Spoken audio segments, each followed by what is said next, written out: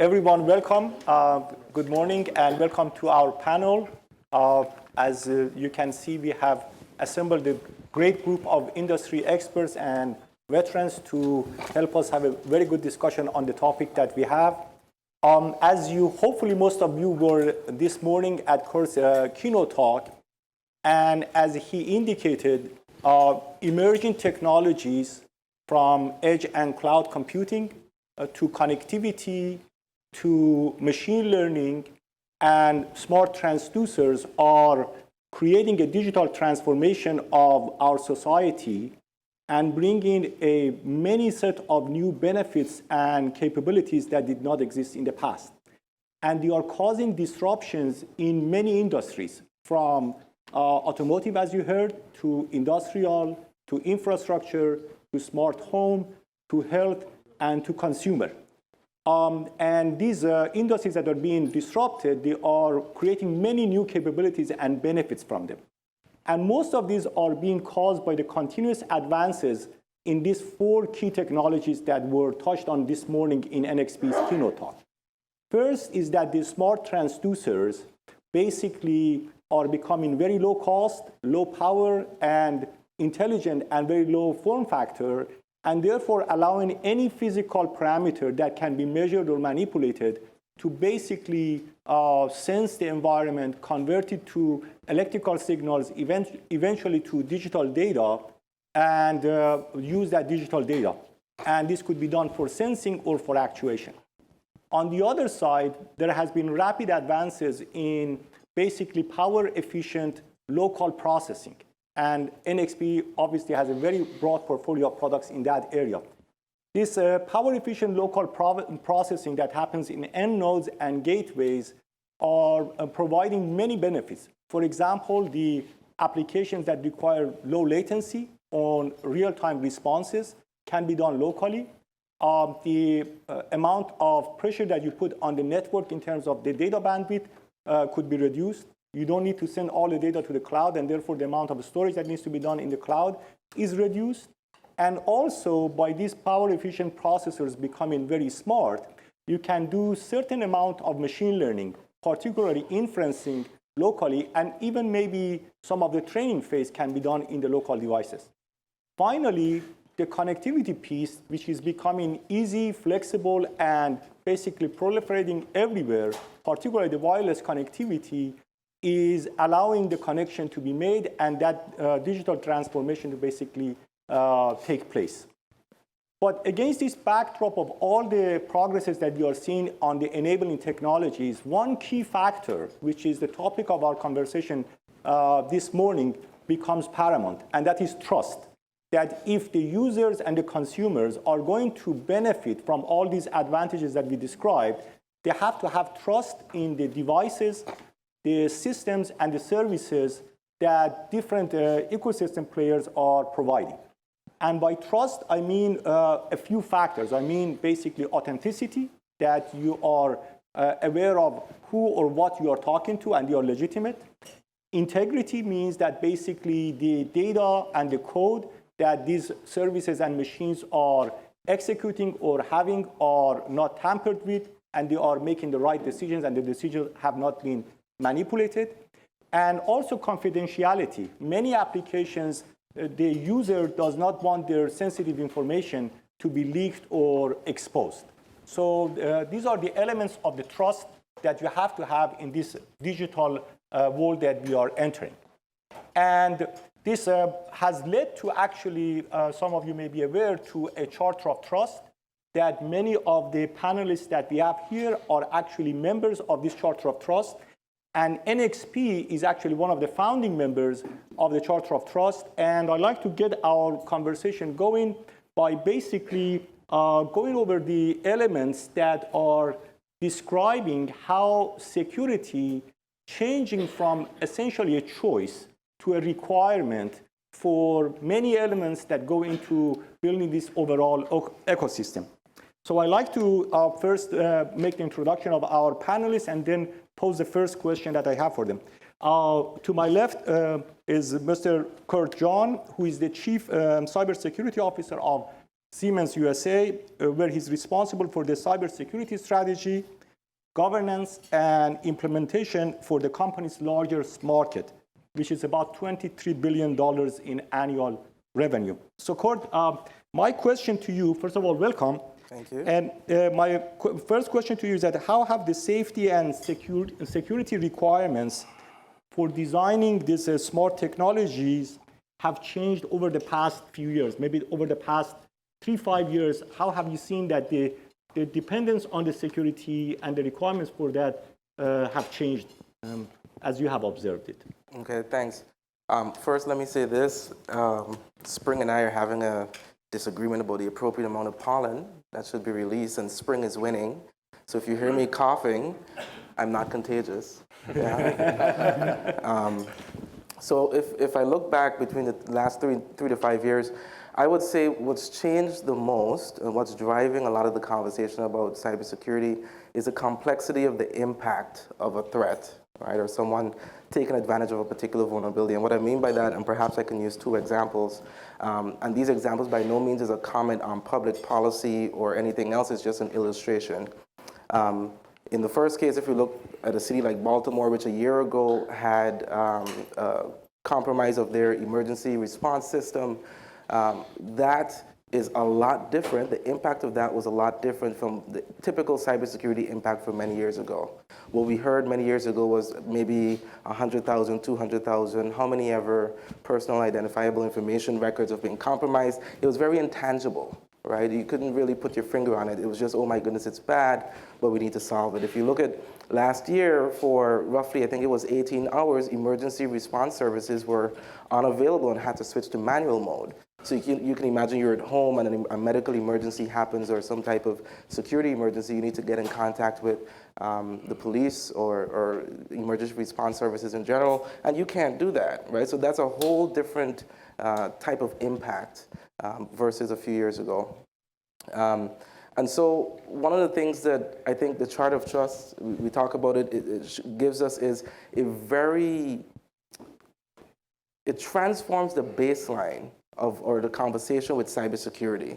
And what it aims to do is create a safe ecosystem where we could co-create, innovate without having to bolt on cybersecurity in the end, right? And in the end, what we're hoping for is that the implicit trust that we all have in cybersecurity, right? All of us, whether we hopped on BART or we flew in this morning or last night or we hopped in our electric cars or anything else, there was sort of this implicit trust. We didn't have to sit there and wait, okay, my life versus the odds of this car causing a significant issue, right? There's this implicit trust that's built up over years.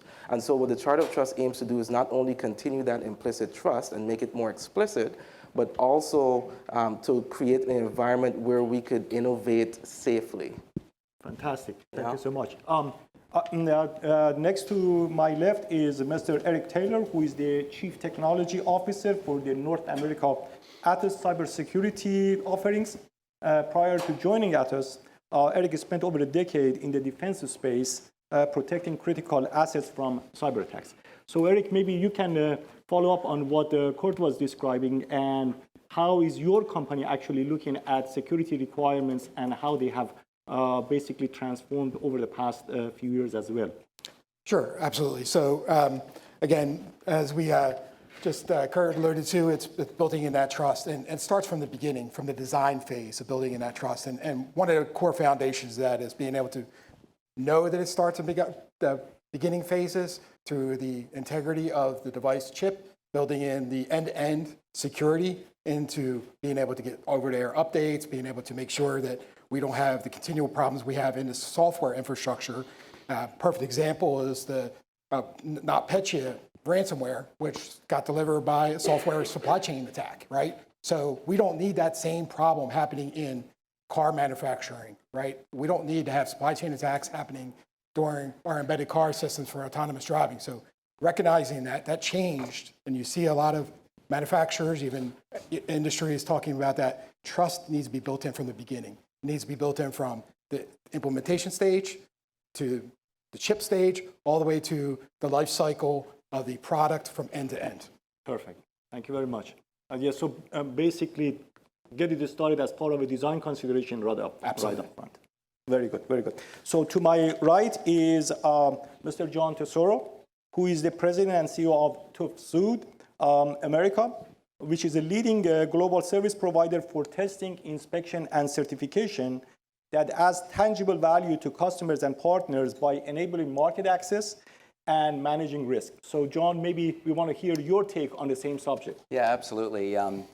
So as I think the other panelists have mentioned, this proliferation of devices, and as Fari described, low power computing, sensor technology creates great opportunity for operators of industrial infrastructure to implement these tools, including AI, et cetera, in various functions for either performance enhancement of assets, for condition monitoring of assets, for efficiency throughout their industrial processes. Well, one of the biggest hangups, however, and I think one of the most significant changes in the industrial world is the convergence of these devices and the convergence of IT infrastructure into OT. Our company, our roots are industrial, and so Tesoro has worked in creating safe industrial environments, physical safety per se, and now we've been doing it for over 150 years. Fourth industrial revolution today, now of course, with that, the trends that we're talking about is creating a new era, a new challenge for safety, and we're coining it digital safety. And so this I think the largest trend is this convergence, this infiltration of sensor technologies and computing devices, the need for edge computing and so forth, is creating bigger challenges.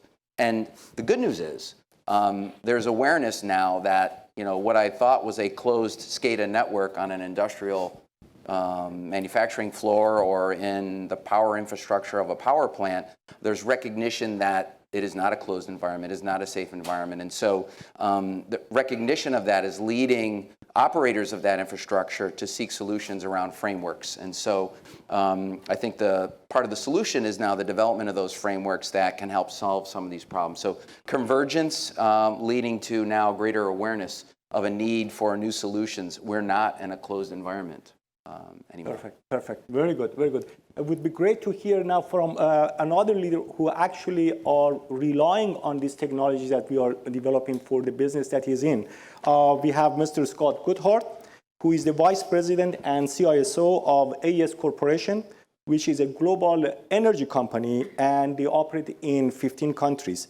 Scott has over 35 years of progressive leadership and technical experience. So Scott, maybe you can shed light how these technologies are becoming relevant to you and how these security challenges are being considered in maybe the design phase of the entire operations and the supply chain. Sure, thanks. And building on what my colleagues have said already, I think one of the real changes in the last 3 or 5 years that we have all seen and will be growing at a much accelerated rate in the future is the connectedness of everything. Traditionally, power plants, for example, a coal plant would be an island unto itself, basically, from an OT perspective. And in fact, it may be even considered air-gapped from the IT side, right? Which was maybe never true exactly, but bear with me on that. Today, and going into the future, what we see is this connectedness across IT, OT, and I would even say we're seeing on the consumer side as well. So let me give you an example of that. If you plug in your electric car at home, in the future, that's going to be part of the electric grid. And so how safe that is and how safe your automobile is and how safe your data that automobile or some of the sensors in that automobile is sending back to not only the manufacturer, but what information we're taking off on that to provide more reliable energy to our consumers or our businesses. It's critically important that we provide the safety and security across all those ecosystems to keep ourselves safe. So no longer, my message is no longer can we be an island unto itself. We must share not only security information, safety information, and performance information with our partners like John, for example. Him and I work together on some of these things. Very good. Thank you very much. Last but not least, I have Mr. David Weston, who is the group manager in charge of the security group at Microsoft that covers the platform security, hardware security, and offensive security research, actually. Right. So, David, take it on. Sure. And tell us how you at Microsoft see the same problem. Yeah, I think from an engineering side, there are many challenges here, but there's one that reigns supreme, which is how do we come up with a set of requirements that isn't completely out of date by the time it hits the paper? The reason you're all here today is there's a whole bunch of exciting technologies that you all have amazing ideas on how to apply them immediately to a use case. The challenge is how, as security engineers and engineers in general, can we be ahead of the attackers and reason about how they are going to target those? So I was sitting there today and looking at the ultra broadband technology, and right away I was sort of texting back to the HQ, do you know much about this? What are the risks, right? And so that is the sort of breakneck pace of innovation. And there are folks sitting in office buildings halfway across the world whose job it is to attack those technologies, and there's sort of a race condition between the defenders and the offensive folks. And so creating a generic set of requirements that's going to scale across all of the different use cases is challenging. With Sphere, I think we are pretty proud at Microsoft of saying we found the 7 security properties that we think are generic across those, but getting consistency across the range of devices from MCU all the way up to the heavy compute gateway is challenging. The second thing is, in the IT world, we've got 20 to 30 years of dealing with cyber criminals, dealing with targeted attackers. We actually know their playbooks pretty well. The techniques change, but the strategy remains the same. I don't think that's actually true in the industrial space. There are certainly pockets of information, and it's getting better as we create consortiums to share this information, but I would not say that it's broadly understood exactly how things are going to evolve. And so one of the things we need to build into technology is the ability to rapidly move quickly in the defense space. So we need to build agility into these products so we can adapt as we invariably learn on a day-to-day basis. Very good. Maybe to follow up on what David was just describing is that I'm going to pose the question to the panel, and please volunteer whoever wants to take it first, is that so in terms of now we are recognizing that safety and security should be a design consideration up front, and we have to deploy it end to end.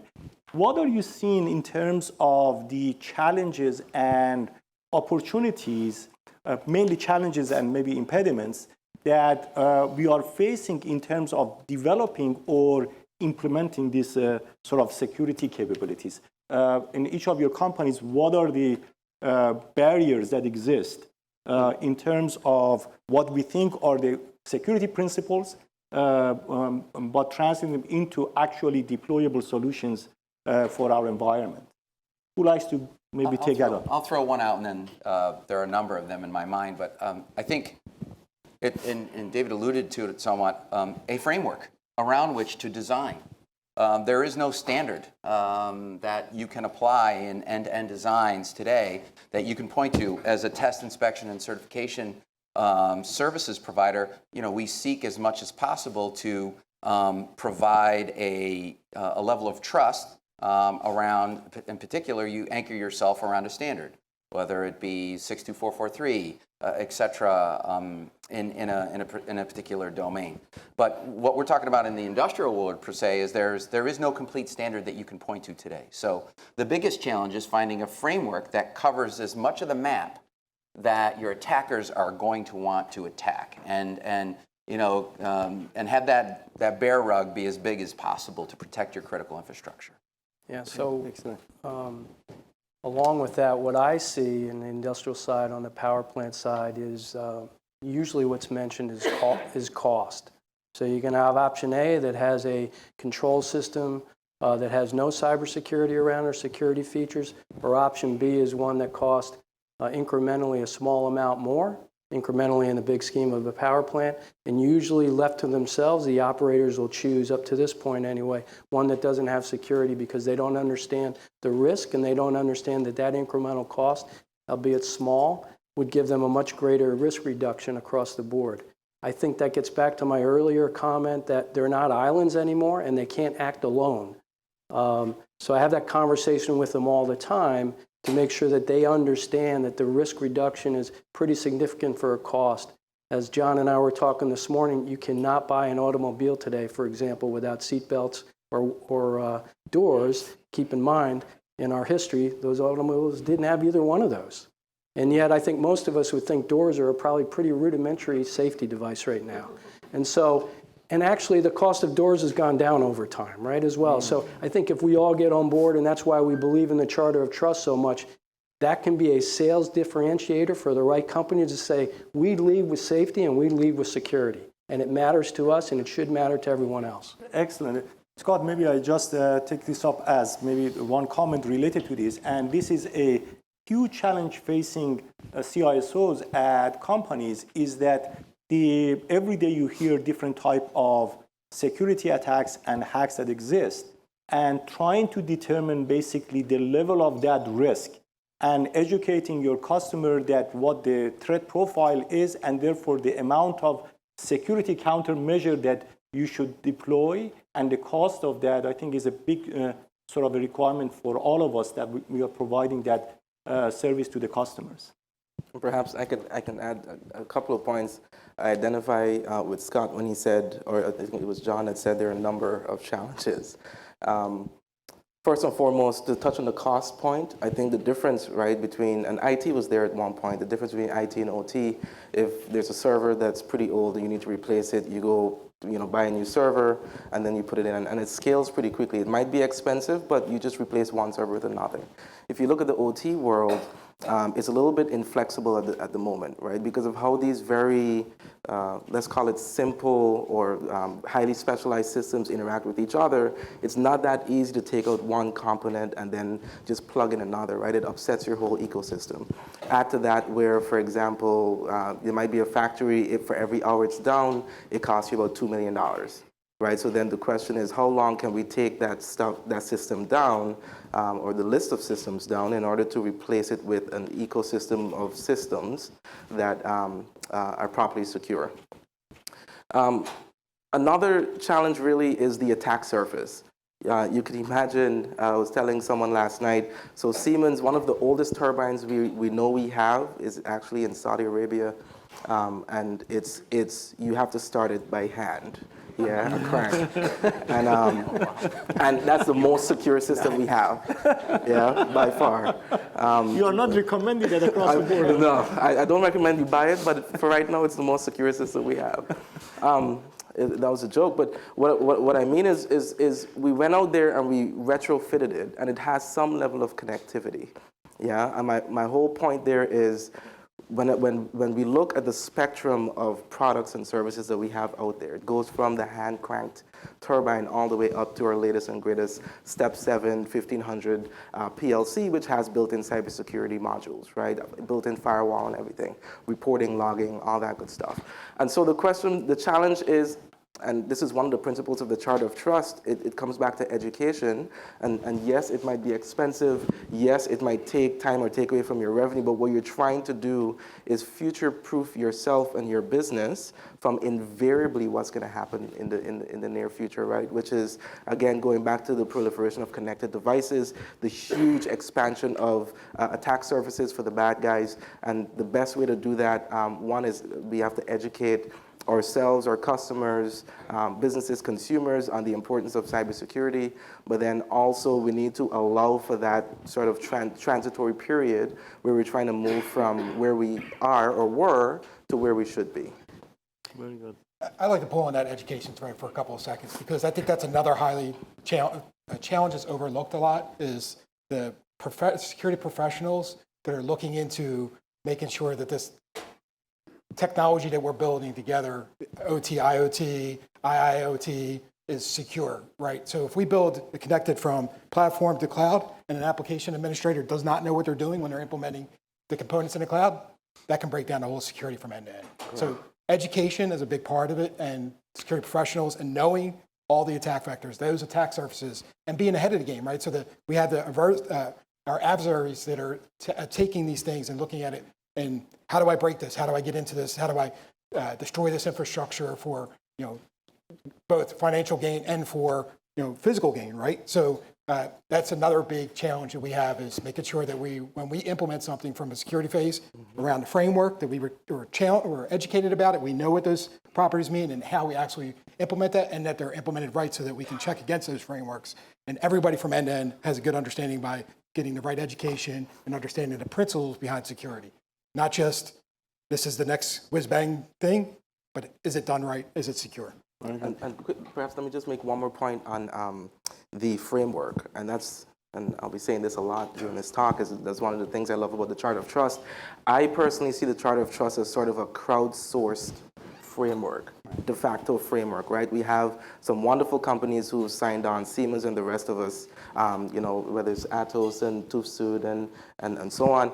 And one of the things that's brilliant about that is not only does it encourage all of us to adhere to these 10 principles, and we encourage governments also to use it or reference it when they're building out their cybersecurity approach. For example, I have it on good authority that it was at least some type of consideration for President Emmanuel Macron's new cybersecurity standard that he's bringing out. And so this type of crowd-sourced based framework, when it does come time when we've gotten to the maturity level as part of this global economy, where we're having sort of a fixed or a universal standard of how cybersecurity should be addressed, I suspect that many of us would already be in a place where we're insulated from any significant change, or more importantly, we have been putting out product solutions and services that meet that standard, because invariably, whatever global standard comes out will only draw on what companies that are delivering these types of products and services to consumers have been doing for quite some time. Perfect. I actually could completely agree with you that basically, although I expect that eventually regulations and mandatory requirements, measurable requirements will come, but I think this group of industry leaders and the other members of the Charter of Trust and the larger ecosystem are ahead of the game.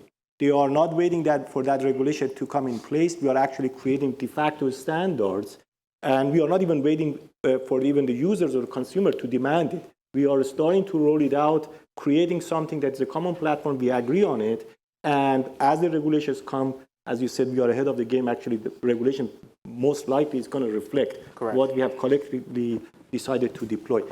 David, you want to add any comment to this? Yeah, there's a few things. So one is, I think, looking at security not just as something you have to do as an afterthought or to meet regulations, but actually looking at it as a differentiator is one of the most important things. I think one of the things we see in the consumer devices market, whether it's mobile phones or PCs, are that people will buy security. And I think that is absolutely true in the industrial space. I know, I would prefer to, say, have a industrial partner that I know isn't going to be taken down the next day by ransomware or have my private data or my IP leaked.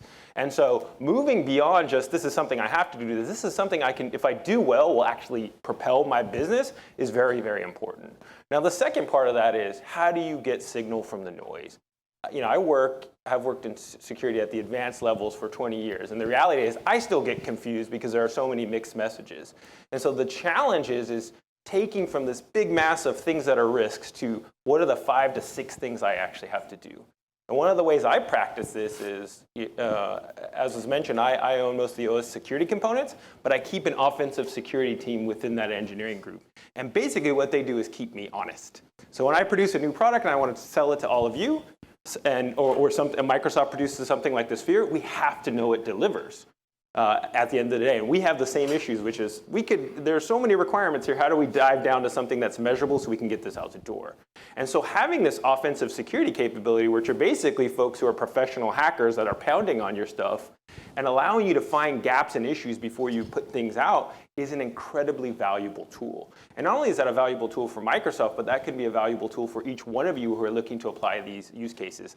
The fastest way to educate your folks and the fastest way to get down to what really matters is to actually, in practice, operate an exercise in which you attempt to illustrate those security issues and then up-level that into your strategy. And so that is something that we consistently use. And it's one of the reasons we think things like Sphere can really be a way to propel our business forward in the edge is we believe in this thing because we've seen it. We know what it can do against some of the best hackers that we can throw about it. And so we're excited to push this out there. And I think for each one of you, partnering with folks like an NXP, like a Microsoft, the folks up here, is an opportunity to really differentiate. Right. David, if I may add to that, is that the group maybe on this panel, we do have the in-house expertise. We have vulnerability analysis teams, and as you are saying, offensive teams that we can analyze this. But I think as members of the Charter of Trust, it's part of our responsibility to actually be trusted partners to our customers and educate them exactly of what that threat profile is and therefore what there should be the posture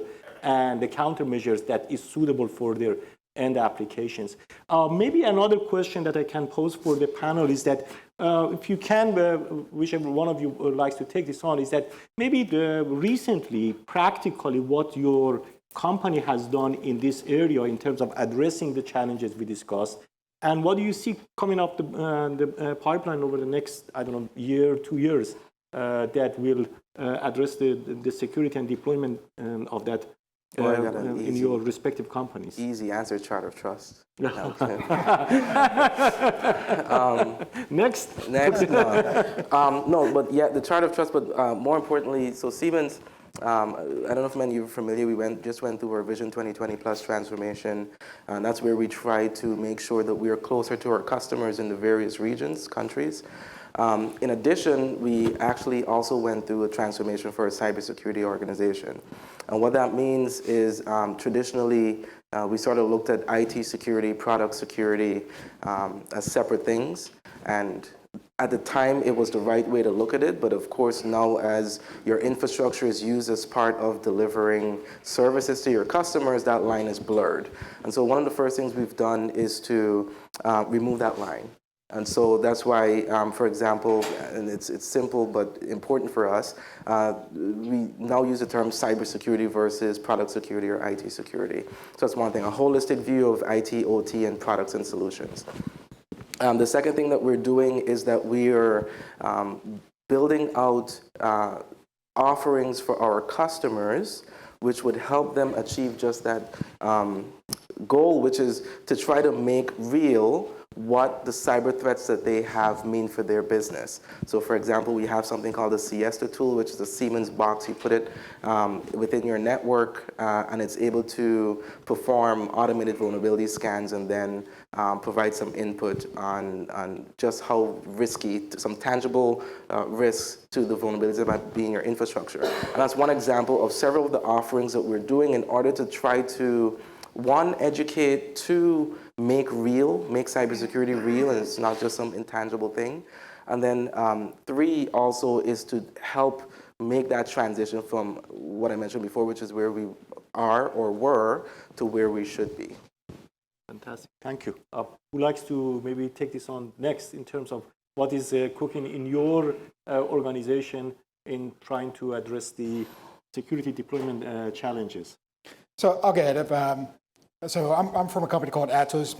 Many people, when I came and joined Atos about a year and a half ago, didn't know who Atos was. It's a French company, large global company in North America, just started building its base in the last 5 or 6 years by acquisition and those items. One of the areas that I deal with today is monitoring MSSP, MDR type of solutions. We're monitoring. So we're looking at those attack vectors in the IT world and also in the converged world. So looking at a one SOC concept from the overlap of OT infrastructure, where we take those OT devices and monitor those as a value add for predictive analytics of breakage of devices, but then also see the anomalies in those devices as potential security threats also.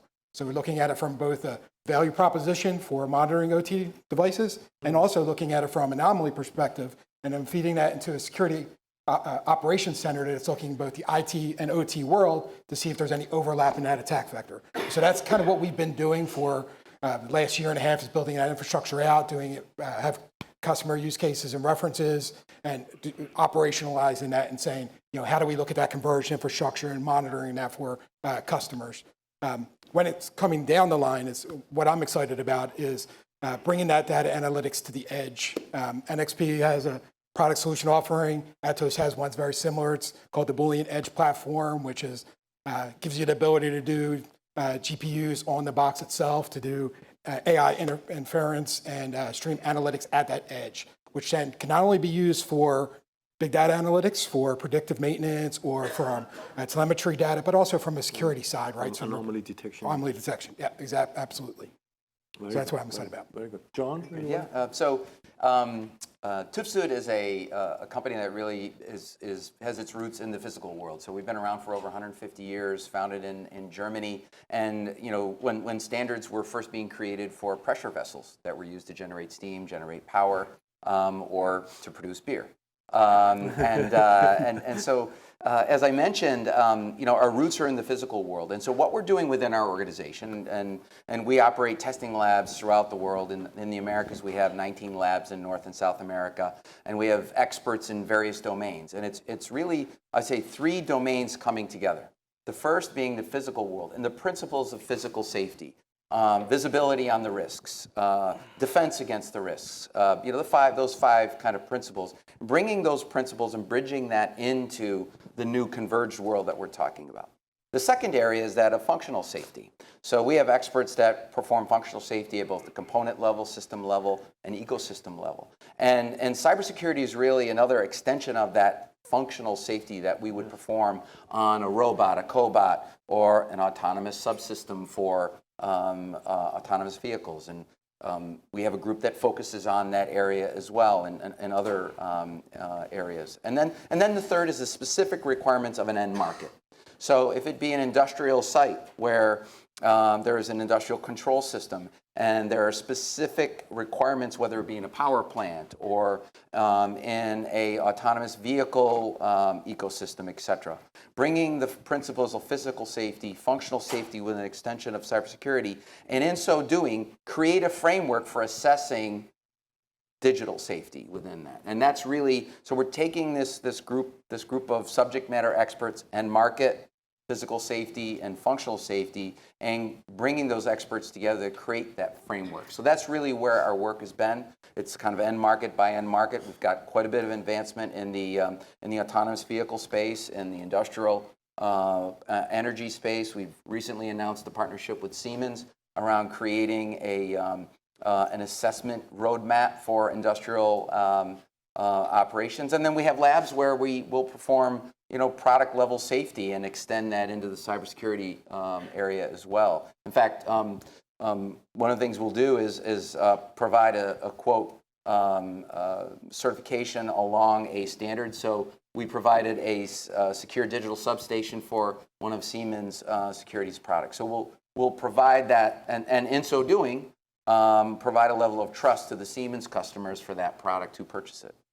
I think you made a very good reminder that functional safety really cannot be confirmed without making sure that the security and the cybersecurity to it is actually managed. Otherwise, that becomes a vulnerability that could be exploited. 100%. There's a lot of work going on in that area right now. It's not, not complete, but there's a lot of work. Very good. Scott, do you want to continue on this thread? Sure. I think that one of the things that we have moving down the path of and have done recently is to look at our customers as more than just off-takers of electricity and electrons. I think we believe that in the long run, electricity will be a commodity, not unlike, much more broader commodity than it is today, but not unlike voice and data on our cell phones, whereas everyone here knows you pay for your data, not really for your voice. So we want to be closer to our customers and not only provide that energy that they need to function, but because of that connectivity and all the devices that they'll have in their homes, whether it's a connected car, whether it's a router, whether it's a Nest thermostat or whatever, we want to make sure that we can provide them advice and instruction on how to keep themselves safe, how to keep themselves both cyber safe and physically safe. We discuss in our company a lot that we want our people to be safe both at work and at home, because we see, again, that connectedness across the board is no longer separate from work and home. So we want to be a trusted advisor for our customers and make sure that they understand that with all this great connectedness and devices that they have, that we can advise them what the right thing to do security-wise.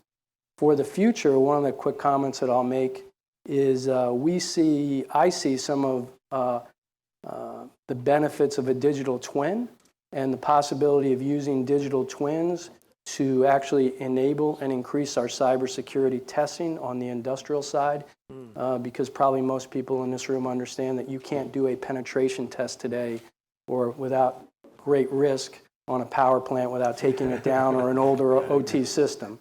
So I see the capability of possibly using a digital twin that is a mirror and integrated there and attacking that and understanding how that reacts and then feed that information back to some of my fellow companies here and say, can you make that change in that device because this is what happened. Fantastic. And David, of course, this morning we had the announcement on Azure Sphere. So obviously we know that Microsoft has many vectors related to security that you are pursuing. So I think it would be unfair to ask you to enumerate all of them, but maybe you want to touch on... It's actually pretty simple. We just have to secure the entire cloud and the entire intelligent edge. No matter what the device is or the operating system, that's my job. So I've got it. No, but really, I think what you're seeing today is us executing on what's a simple strategy that is going to obviously be complex to get comprehensive. So we feel really strongly that Sphere is a multi-layered solution. We talked about the hardware component, the operating system component, and the services component. Now, Sphere is suitable for a number of use cases, but it's not going to fill every role. And so our challenge is how do we take those, the security properties that exist in a Sphere device and spread it across the intelligent edge by partnering with hardware vendors, OEMs, customers, to build this into each of the use cases and give you the flexibility you need to choose your own operating system, choose your hardware vendor, but bring consistent security. We have a bunch of tools there. We've got an amazing set of AI and threat intelligence assets in our cloud. We've got a great portfolio of IP in terms of hardware security. We have amazing partnerships throughout the ecosystem. I'm really excited with NXP. I can tell you for certain, after working with their engineering folks, that they are just incredible when it comes to security. And so we want to continue to build as many of those partnerships as possible so we can get this consistent security properties across the board. And we know if we do that, we'll allow folks like you to worry less about security and worry more about making amazing things on top of the edge and cloud.